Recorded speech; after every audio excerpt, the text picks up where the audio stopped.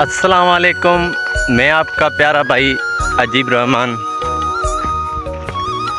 जैसे कि ये मेरा दूसरा व्लॉग है, इस दूसरे व्लॉग में मैं आपको अपने शहर और अपने गांव की अच्छी अच्छी चीज़ें और अच्छी अच्छी बातें बताऊंगा।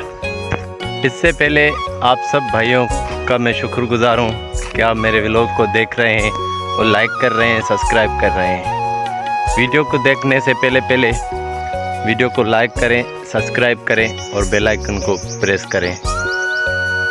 आओ अब हम चलते हैं अपने गांव की जो मुख्तलिफ चीज़ें हैं जो अच्छी अच्छी, वो आपको दिखाने की तरफ।